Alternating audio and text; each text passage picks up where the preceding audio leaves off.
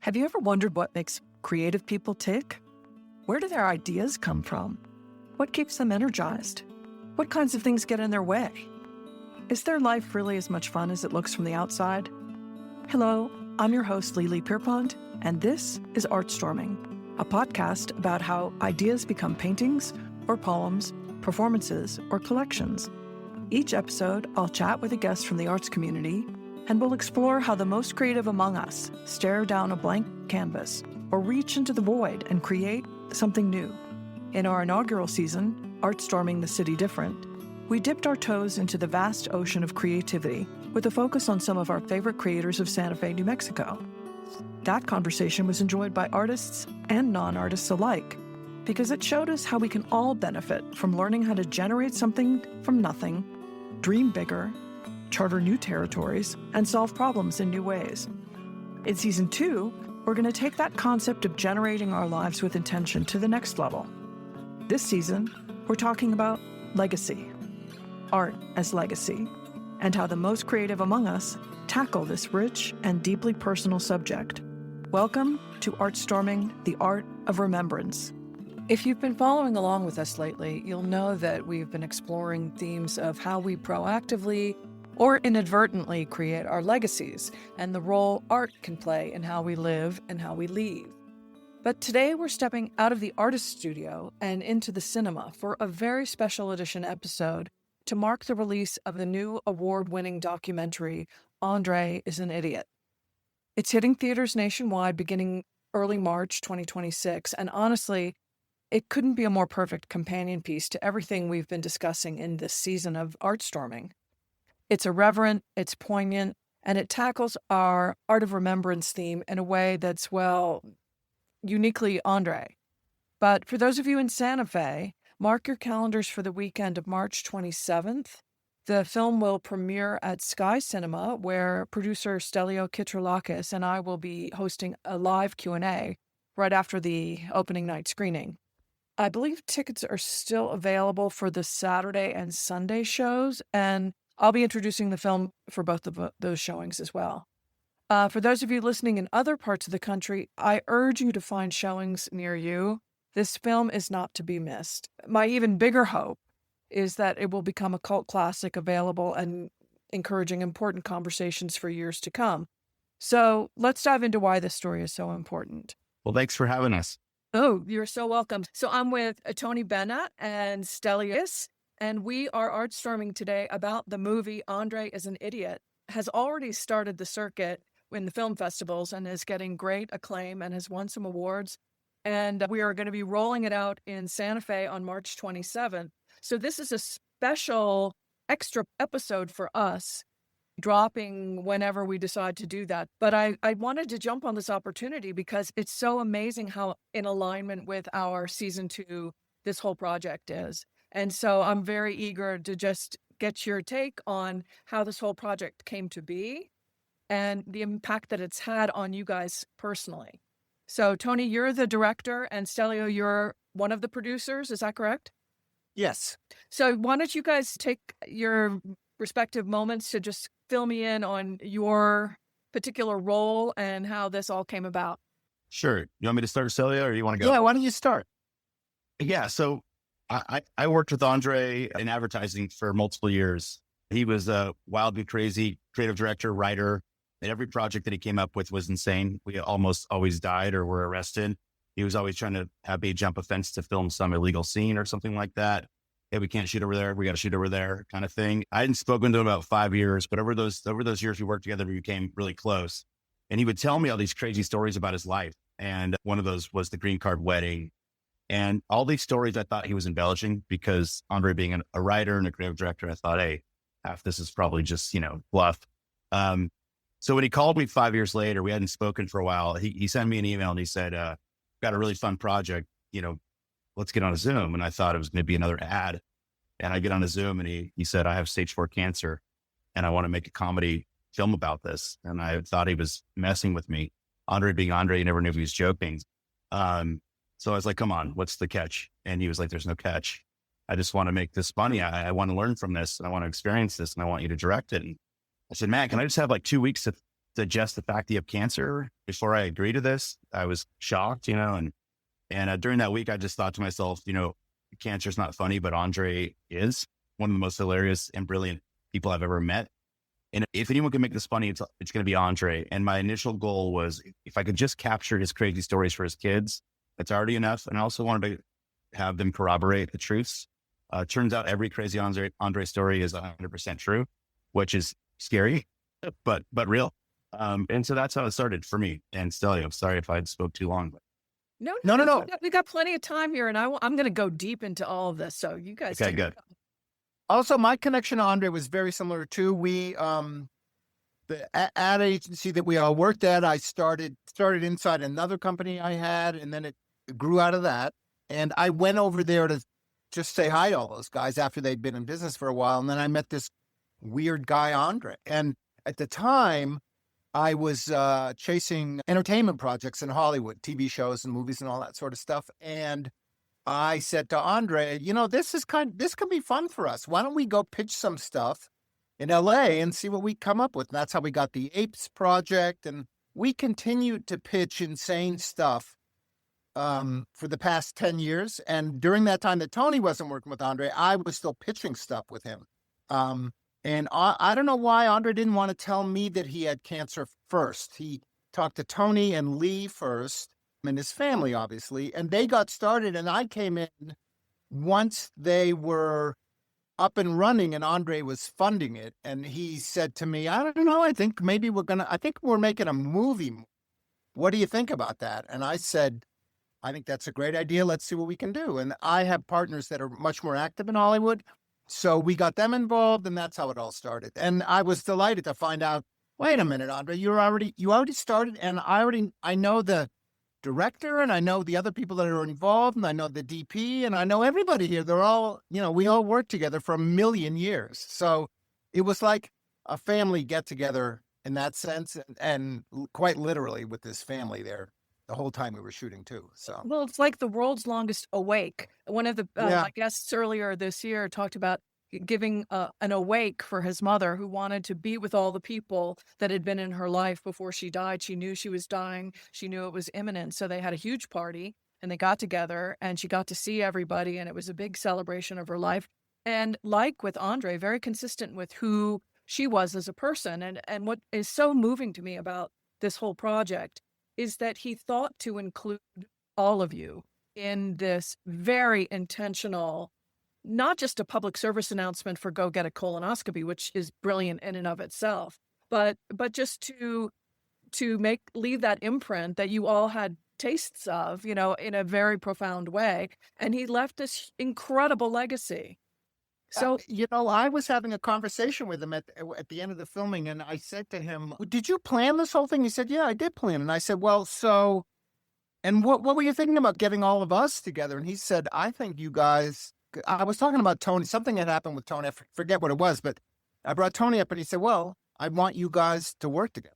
I said, so what, you think we're going to make something else in the future? And he said, yeah, I think maybe you guys that's what I want. I want you to. And, we have a couple of insane projects, but, we'll see. I mean, this film, I believe, is launching Tony's career as a documentary filmmaker and just a filmmaker overall, because he did such a great job. And the only reason he was able to do such a great job is because he fought like hell. And it's so funny. We sold this picture with André and, his family, and it was felt more kind of like a family story. And and Tony fought hard for this. Explain to the studio, this is not a family. I mean, yeah, he's got a family, but he's not a family. This is a different kind of story. And so that was an interesting trying to push that through and make sure that we were able to tell that version of André's story and not like some sort of sitcom. Well, I mean, without giving away anything, and some people will have already seen the movie by the time this podcast launched, but the irreverence that you're able to capture about this human being. I mean, the tragedy is we all wish that he was alive so we could know him and work with him and engage with him in life now. And to see his spirit, obviously it was the inception for this, but just to watch that arc of his, in a tragic but humorous way, watch that vitality just sort of draining out of him, but talk about fighting, he didn't give up. He, to the very end, held on to his incredible joy for life. I look at it as André didn't make a film about his life. He made a film about life. And I think that's why it's so powerful. I would add to that, you know, it's not even a film about cancer. It's just a film about André, who happens to have cancer. Yeah. And when I look at it that way, I think that was one of our biggest battles in post-production, was that we were trying to paint an authentic portrait of a man and his life. And I think we succeeded, but there was a huge barrier to getting to the cut we landed on. And I think because everyone wanted to put this into a sad cancer box, so we've seen this movie, we want to put it in that same box, the movie we've seen. But I was like, Andre's like nobody you've ever met. So why make a movie about him that's like a movie you've ever seen? It has to be something extraordinary. Got to be something unique. And I think that was the battle that Stelio and I really fought with post, was it's okay this movie doesn't fit into a box, because André didn't. And I'm proud of the fact that our film is beat, because it is André. And I'm proud of even the edgy animations that I did. I just feel like all of that represents the character in a way that elevates him and the human we knew. So yeah, you did a great job on that. I'm personally I've been producing stop motion animation for 40 years, forever. And this, not only is it's rugged, it's not super refined, but it's so appropriate to what this is. It's perfect for it. So I think Tony did an amazing job with that. And it takes you out of the moment into some other world.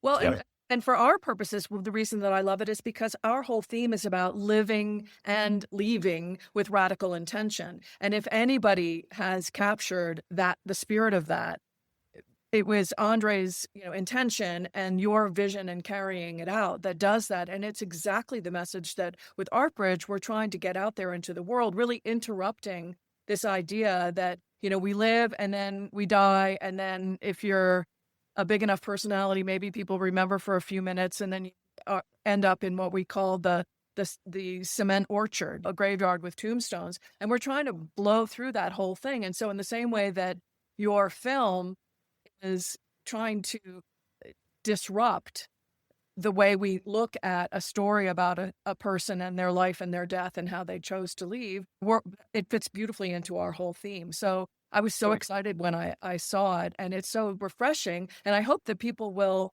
follow suit with this, that this will become, I don't want to say a genre in and of itself, but it almost is. It's like, how do we take a tragic life situation and turn it on its head and see it from a completely different perspective? I want to take another minute to remind you listeners that ArtStorming is a listener-supported nonprofit, and we need your help to keep the conversation going. Every dollar goes directly into programs that support our mission. That means more compelling stories, more in-depth articles, and a greater impact on our community. If you love what you hear, please consider making a contribution. Visit our website for more ways to engage, and thank you for being an essential part of our work. Yeah, I would say that what I felt knowing André and working on the edit and creating the film was what André exuded to all of us. And I think one of the gifts he left me was live how you want to live, die how you want to die. Like, you can be yourself all the way through, unapologetically. You don't have to give a shit what anyone else thinks about you. Live how you want to live, die how you want to die. And there's no convention you need to follow. And I would also say, when you're talking about, like, we all end up in a cemetery at some point or forgot me.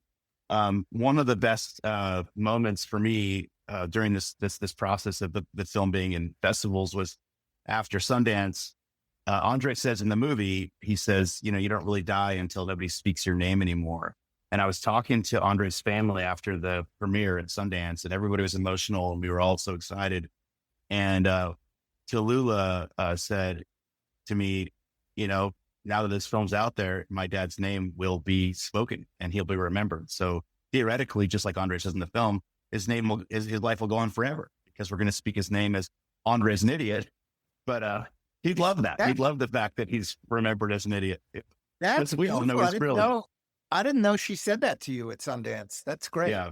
It might have been at the end of the week, but it was definitely during that week. Yeah. It's great. So how has it impacted you guys? Are you living your lives with more intention as a result of this whole project?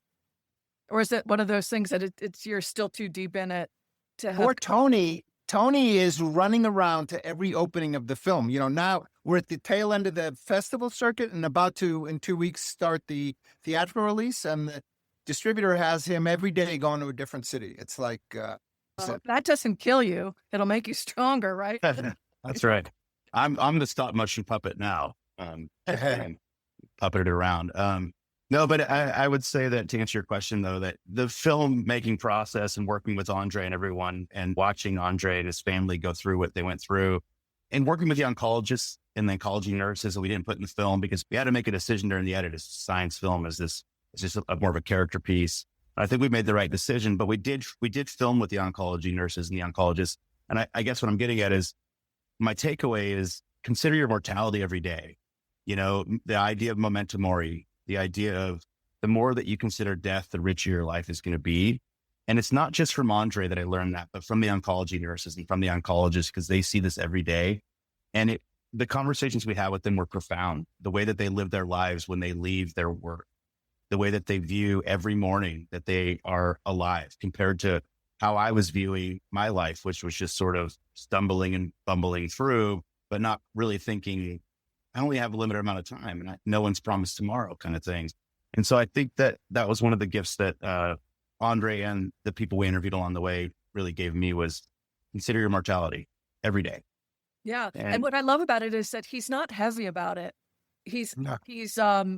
But he also, in his way of being, he is such an invitation to consider that, right? He's an invitation to consider being your most audacious self every single moment of the day. And I love how everybody in his life was just sort of is in agreement with that. Otherwise, they wouldn't have been in his life. From the great, wonderful story, which people will discover about, how he met his wife and how that all unfolded to his relationship with his kids. I mean, all very unconventional. He was super inspirational the way he lived. And, and I think that's why people clung to him. And at the same time, though, you can't live supercharged that way without being the occasional asshole, which he was very capable of doing. Like, they got to the point at Mechanism, the agency where we were all working, where certain clients, he wasn't allowed to go to the meetings because they knew, Jesus Christ, this client is very difficult. And Andre's going to tell him what he thinks of him. And that's probably not a good thing.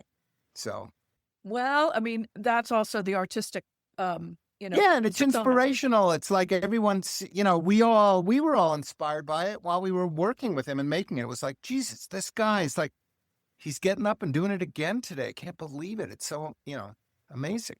So Stelio and Tony just offered effect that it had on him. Did it have an effect on you? I mean, you guys were close friends in addition to producing this piece. Yeah.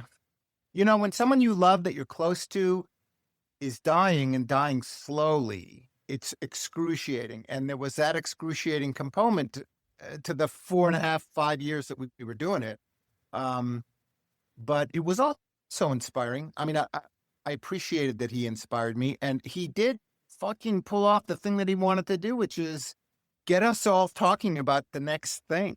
I'd love to do something with Tony. I've told him about a couple of crazy ideas. Who knows? I mean, I don't know of it, but Tony will get another gig and as the result of this film. And it's funny, Lee, his best friend, I can tell Lee's angling something. I don't know what he's thinking, but he's thinking, it's gonna catapult his career. So I mean, all that stuff affected me because I felt like how did he even figure that out? To make a statement that was going to live beyond him in this way, I don't know.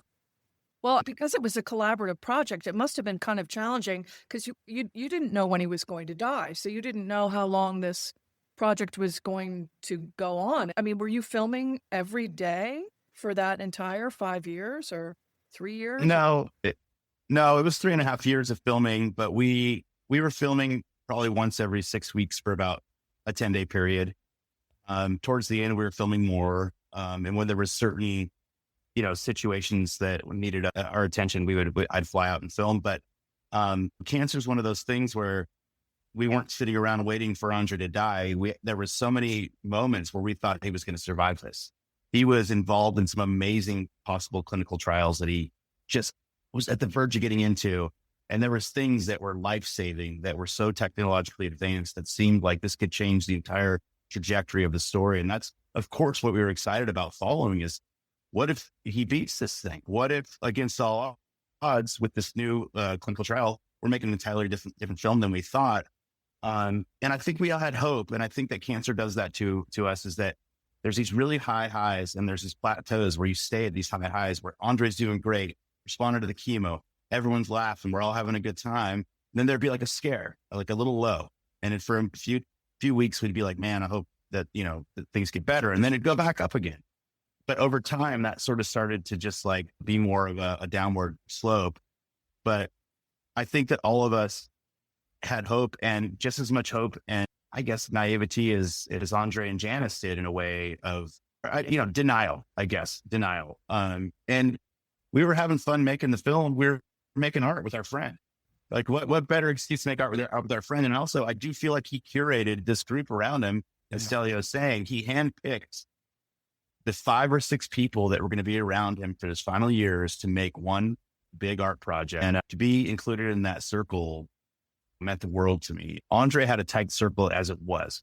Now it got a lot tighter when he got his diagnosis, and to be involved in that circle and included, you just wanted to do whatever you could, right? You wanted to be there just to spend time with them. It's amazing to me that you guys were co-creating this art project and you really had no idea. You had raw footage, you had conversations that you were collecting, but you really didn't know what the thing was going to be until, you couldn't know until the end. And then you had the enormous project, which I now have much greater appreciation for, because there's the editing process that happens after you've accumulated. So that's almost like the filming of it is just acquiring the media, and then the painting actually happens in the editing room, and especially with all the stop animation or whatever that's called.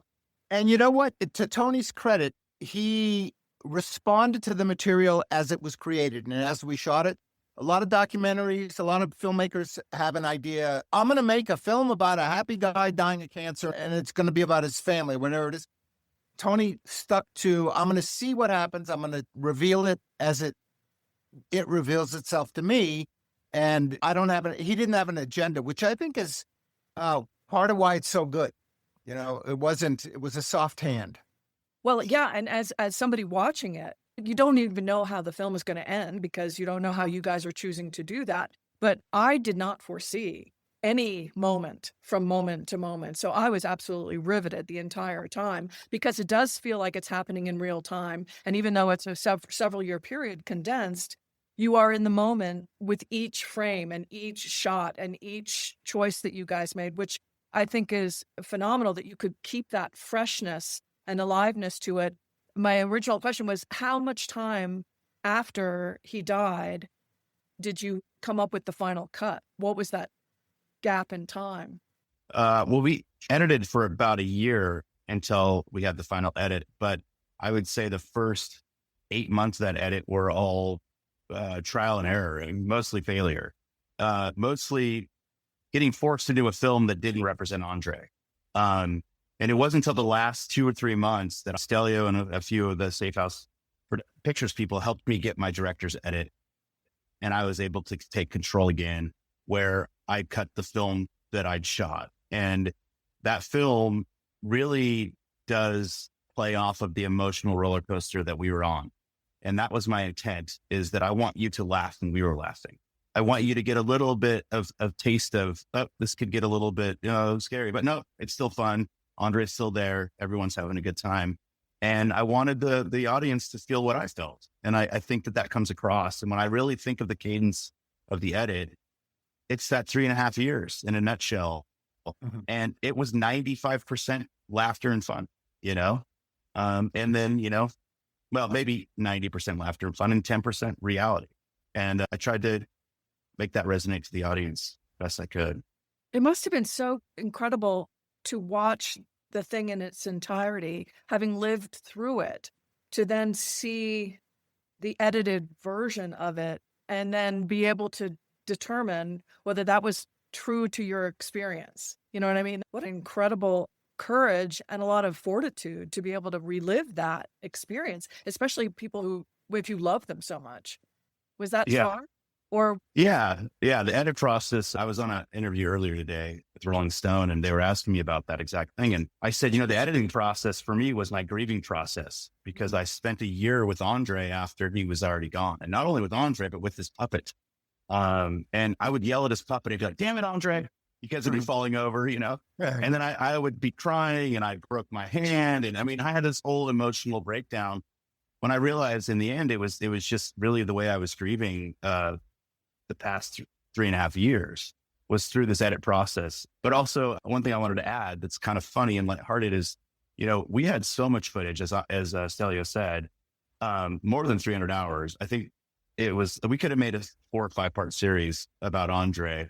I gave André this, like, whatever you want to do, we'll film, because you have cancer and I don't know, what do you want to look into? I didn't want to direct him too much, because this is his journey. It's his experience. And so we went and shot at a radon mine in Montana. People were putting radioactive drops in their eyeballs.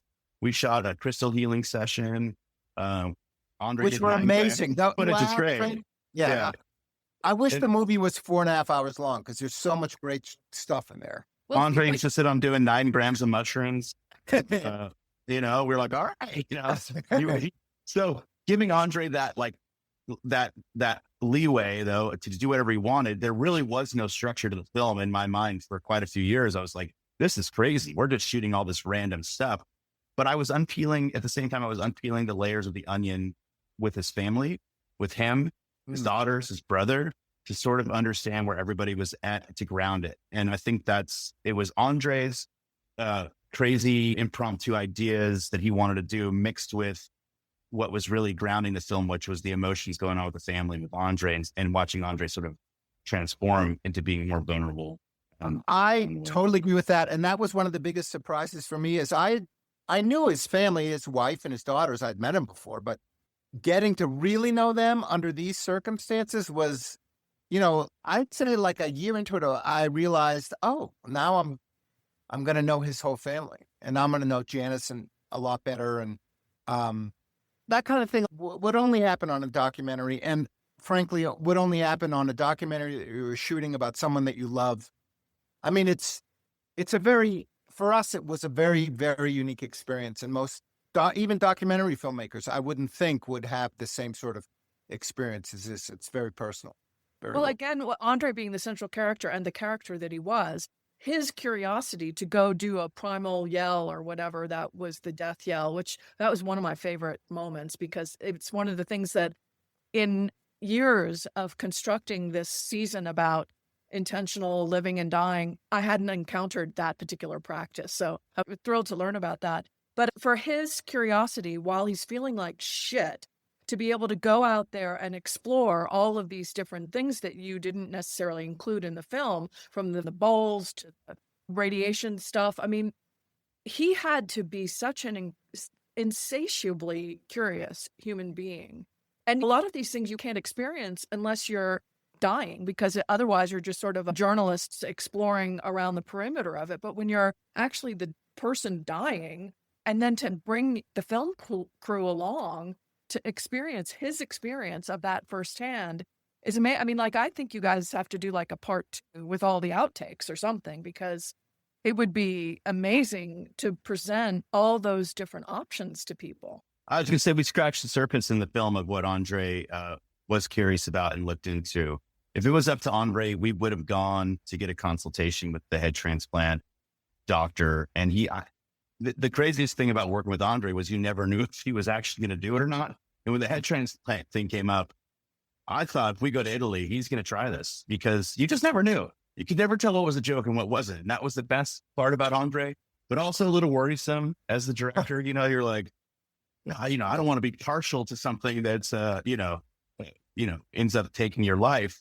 But it was just the roller coaster that he took us on was fully André, and just as his brother says, he wants to know it all. He's more Aristotelian than Platonic. He wants to know everything. And when he started this process of going, after his diagnosis, he really did look into every which way all these different things, different ways to dispose of your body, different ways to, maybe save him, and I just feel like that was what made the journey rich for all of us, though, is that you never knew where it was going to go next. I mean, I can't even speak to you about some of the things he wanted to try because they're so out there. But there are things that people are doing.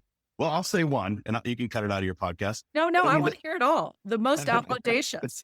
There was one where he was like, I want to go down. There's these people that they lay upside down and they let the sun right on their anus. So they like spread their cheeks and they're supposed to like sun gaze through their butthole. And he was like, I want to do it. I want to go down and like try this with these people. I don't think it's going to help me, but I think it'll be hilarious to have my ass up to the sun with a bunch of people on a beach at like sunrise. And so we were like, all right, we'll go film it. But like, I don't know how we're going to put this in the movie.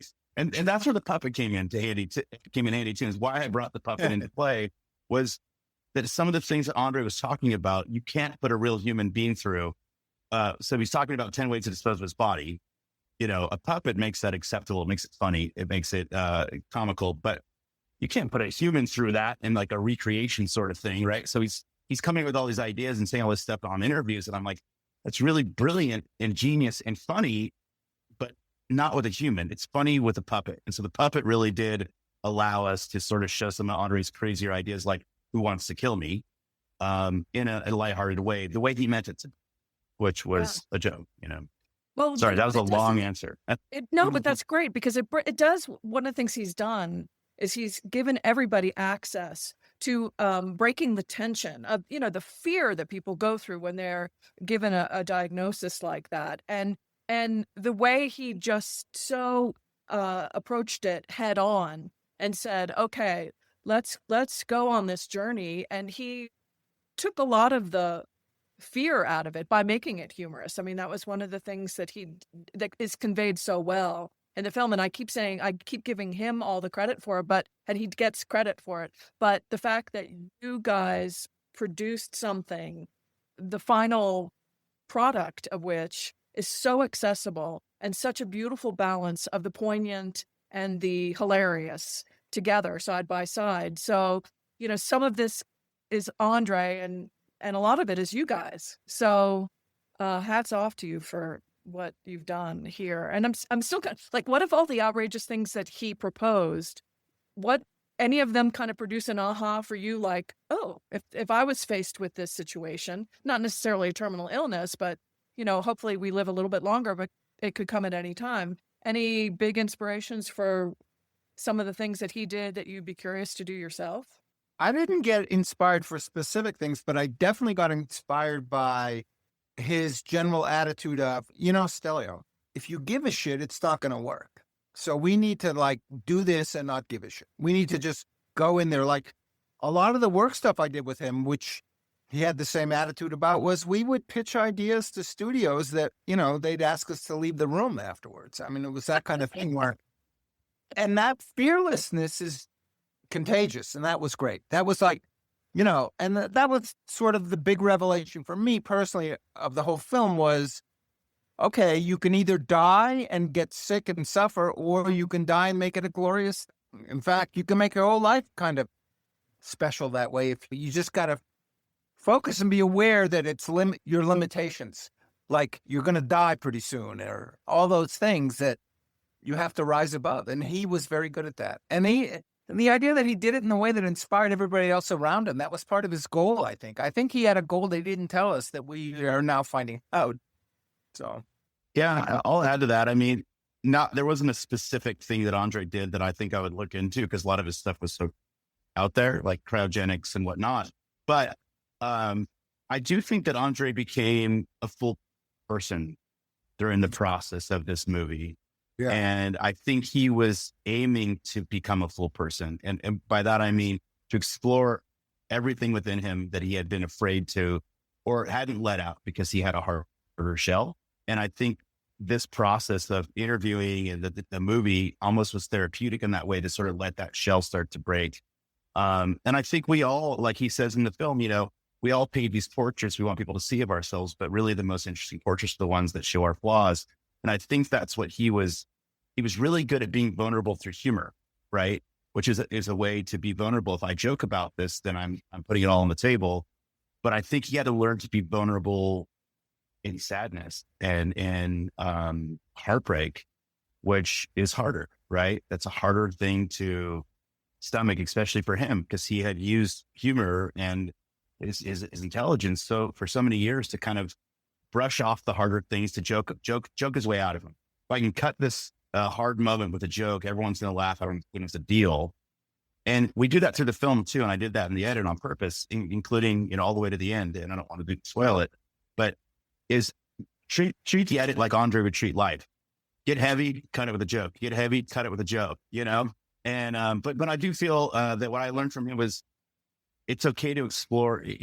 Maybe don't wait till the last years of your life to explore all of your emotions, fully, I guess. And that really comes from Peter as therapist. But I do think that creative thesis for our film. And I do think that's André's transformation over the 3.5-year period.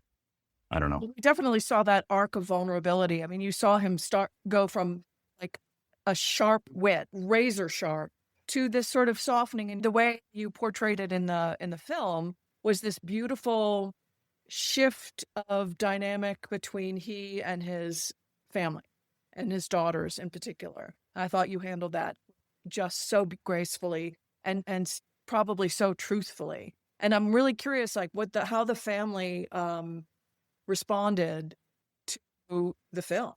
And the family loves the film. They the final edit and Safe House and I fought so hard for was, I think, the first time that Janice had called me and said, "This is André. This is an authentic portrait of my husband." Like I felt like I just spent 90 minutes with him is what I've heard from either the girls or Janice, at one time or another during festivals. And I've heard that from friends of André's too. Like, man, I just watched the movie and I felt like I got to spend 90 minutes with my friend. And even from strangers that never knew him, I've heard at a lot of festivals, people come up to me and they say, I just felt like I got to know this guy intimately over 90 minutes. I want to know more. And, I don't mean to go off on a tangent here, but I guess what the family feels is that this is a very authentic portrait of who André was. And I think if André could have seen the final film, I think he would have loved it. I think he would have, he loved all the funny scenes. I think he would have been like, okay, like for the more dramatic scene, let's move on. Cause he wanted everybody to laugh. But I do think it was as authentic as we could have made it. What do you think, Stelio? Oh, well, I mean, the most moving example of what you're saying to me was the fact that his father was like, I don't want to have anything to do with this. I don't want to be interviewed. Stay the hell away from me.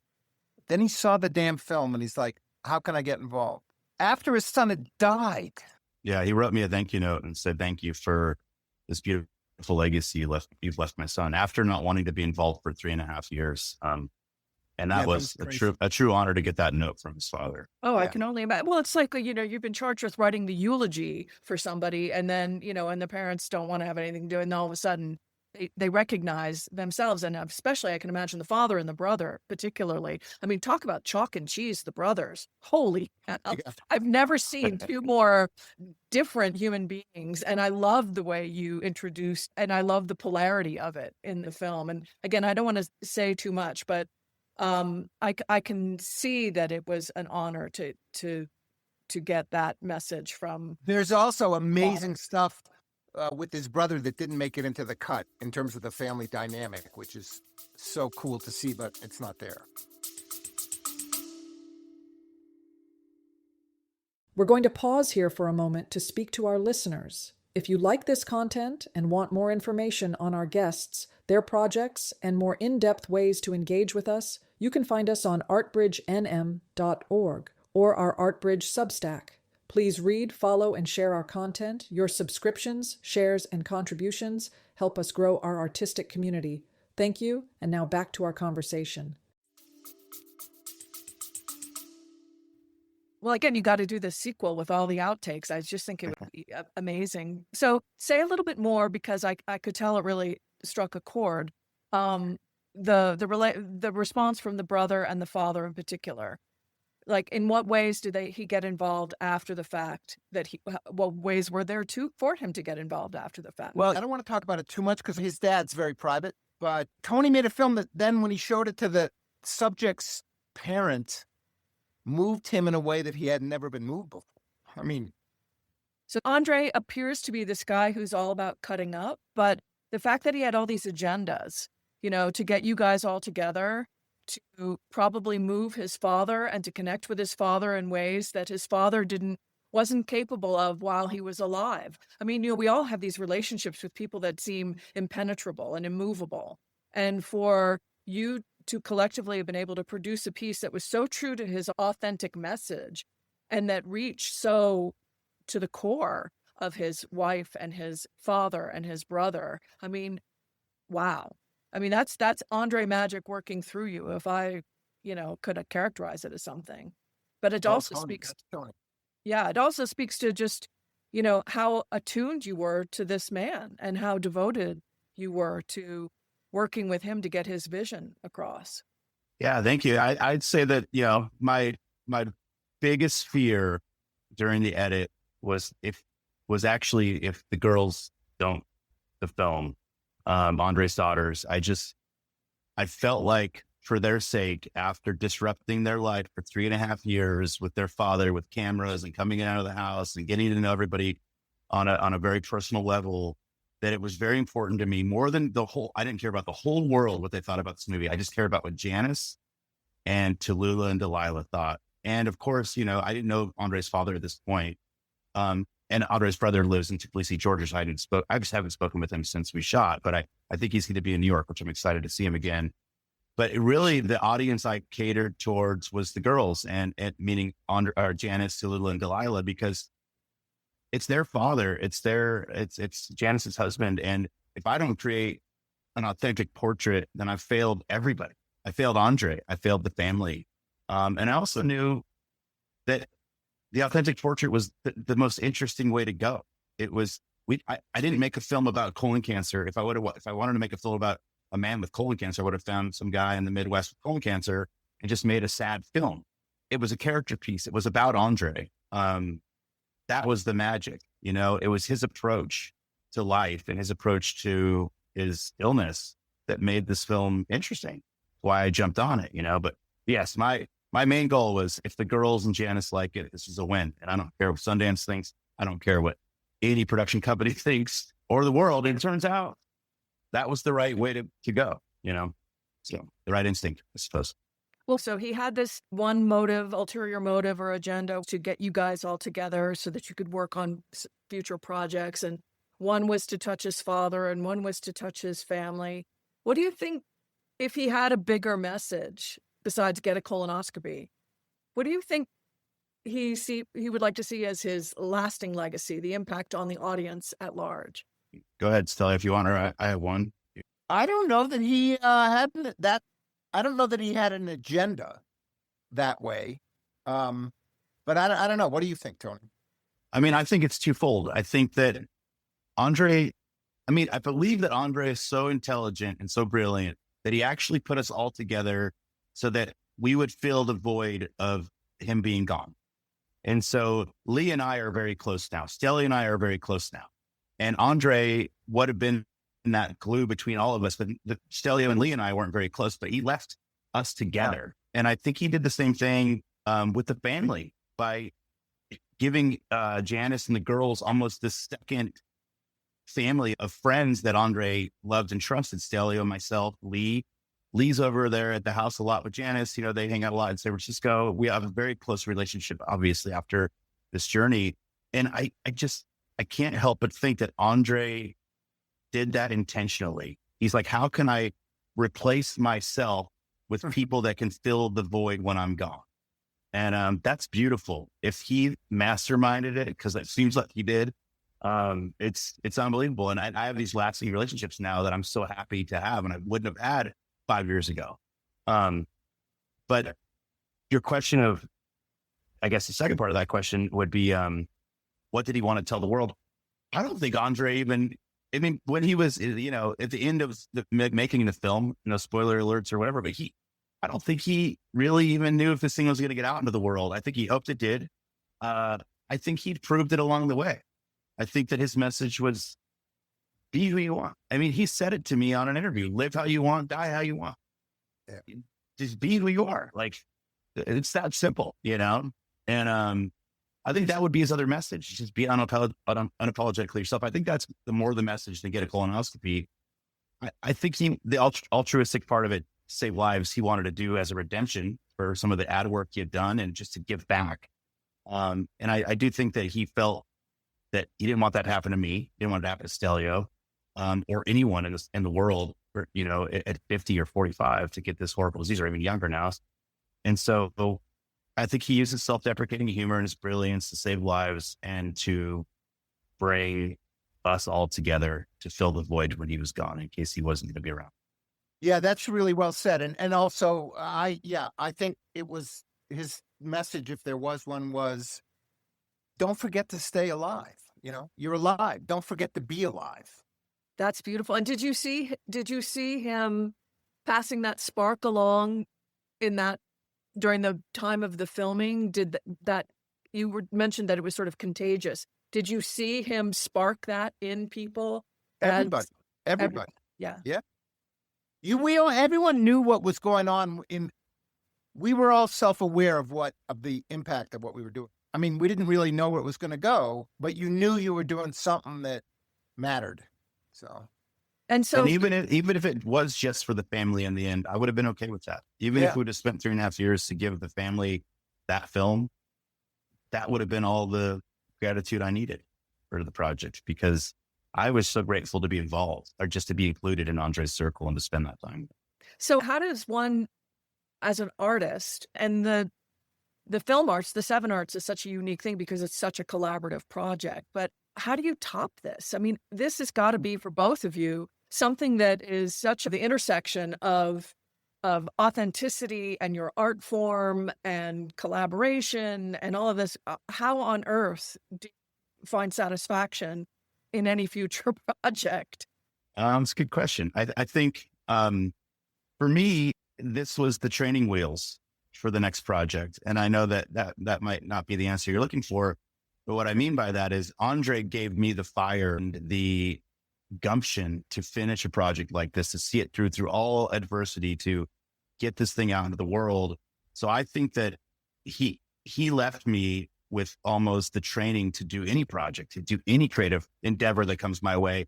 And it's probably going to be easier, I would imagine, than this was. But what do I do next, and how can I top this? I don't know if I ever will, but I also don't know if I ever need to, because this wasn't just Andre's redemption. I think it was all of our redemption in a way. I mean, we'd all worked in ads. We'd all, were looking for something with a bigger meaning, a project with a bigger meaning that gave back.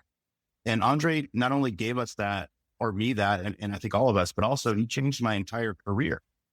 And I think that he knew that when he was leaving us, that he knew that if this worked, it was going to change a lot of our lives in a very positive way. And so he left us with this great, amazing gift of, you can do this. You just climbed the biggest mountain you're ever going to climb. Now go out and be free and make more. Yeah. Art. And in terms of it leading to other projects, there'll never be another project like this, which is okay. Every now and then in your life, you get opportunities that are unique for whatever reason. This was one of those. I think it would be insane to try and recapture this in any way. That it would be foolish. But there'll be other things. When you've tackled death and looked it square in the face, and the loss of somebody that you love so deeply, I mean, that is sort of the pinnacle of the mountain. But it does, as you said, it's great training wheels for taking on the next audacious project. And I think, if he has a legacy, it's that audacity is definitely his legacy. And I must give you courage to take on any topic, because you can approach it in an irreverent way. Right. And also he gave us the gift of don't take it too seriously. Oh, right. Which is absolutely important. I mean, there's a tendency to want to talk about this with a kind of earnestness because what you've done is so amazing. But again, it would if the folly wasn't part of it, it wouldn't have been nearly as successful. I mean, that's another great message to the world is to not take yourself so seriously. Yeah. And I think that I was actually thinking about it. I thought, well, do you think this would be difficult for people? I mean, he sets a really high bar for not taking yourself seriously. And he sets a really high bar for, living life with absolute gusto and fearlessly and all of these things.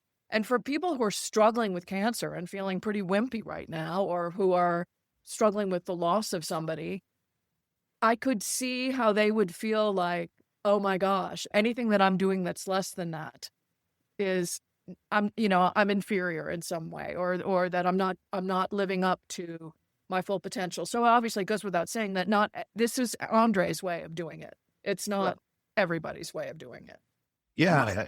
It's not the way that 99% of the people would approach it. But I can't tell you how many people have come up to me after screenings that are cancer patients currently with cancer or cancer survivors that have said to me, this is the most important film I've seen. And I wish I would have seen this 3 years ago when I was diagnosed. And I'll ask them why. And they say, because I've been ashamed, I've been angry, I've been upset about the cards that got dealt to me. And watching André approach it like this would have helped me so much the last 3 years. Just know there's another way to look at this. And even if I'm going to still have those negative moments, I can still flip back to this. It's okay to laugh about this. It's okay to talk about this. And so I think it's going to open conversation in unexpected ways for cancer patients, cancer survivors, and just families and friends of people who have that know people that are going through cancer.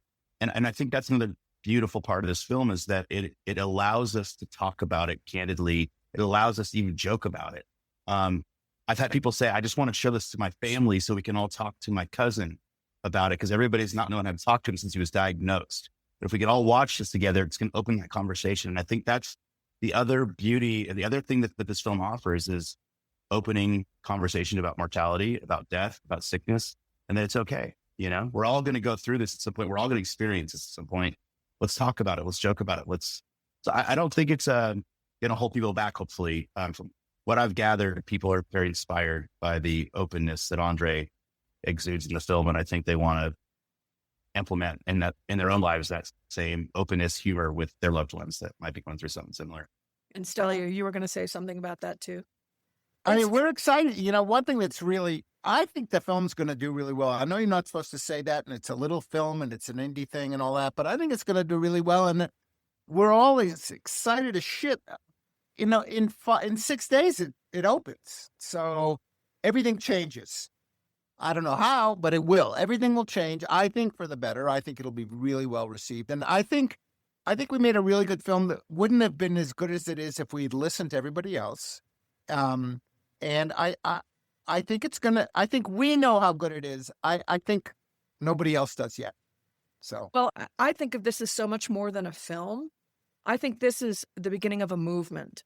And I say that, with all humility, because what I'm investigating over this last year is this willingness for people to come out of the closet, so to speak, and talk about living life deliberately from the standpoint of our mortality. Yeah. And the fact that we have not talked about it, that it's one of those closeted conversations. I mean, I have entire dinner parties around this topic, and it would seem like the most morbid, morose thing, but they're the most fun dinner parties I've ever had, because once you can break through that barrier and just lift the lid on it, it's like the whole world is possible. Everything is possible. So, and not only that, but in deciding to do that, deciding to engage in the process of his life, he ended up having the most dynamic 4 years of his life, or at the end of his life, because he chose to engage in that way. I'm not saying they were the best years. I mean, he did a lot of great things, but there was something super significant and dynamic about the last 4 years of his life,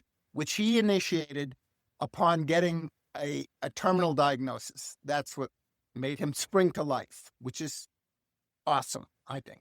Well, and there are so many cases where a tragedy brings kind of a new life, and in a very suitable for this year of the snake, with the shedding of the skin turning into the year of the fire horse. I feel like your film is happening right at that juncture, which is the perfect metaphor for what he is talking about. And we could all shed these false notions of who we are and what our life is supposed to be about, and then step into that fire horse energy or whatever that is, and just take off into the sunset.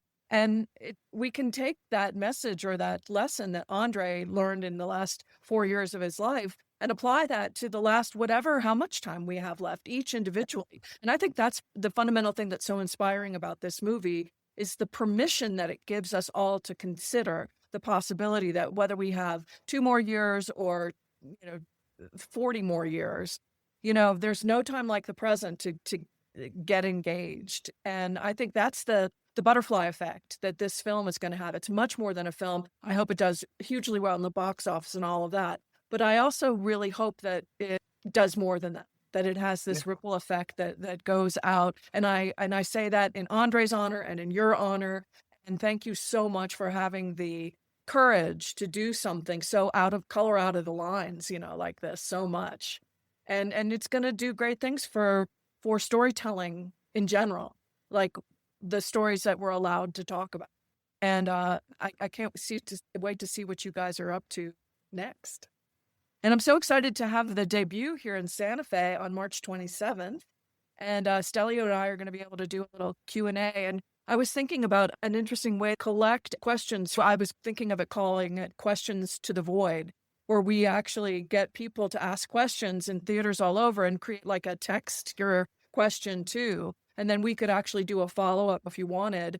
That is just the answers to the questions that we pull from the audiences all over the place. I mean, there's so many ways. I'm all about engaging people in conversation. So it's not enough for them to just sit passively in the theaters and have the experience of the film coming into them. I want to create a space where people have a chat room or some kind of interaction after the fact, because I feel like it is the perfect catalyst or the perfect prompt for conversations that need to happen across the United States and even in Europe when you do it there in the film. Well, that's a really good point, and helping you do that would only help the film. And we still have some major milestones to go through: the streaming sale, and when it goes up and it's available, which is coming up over the next month. So what you're saying makes sense, actually.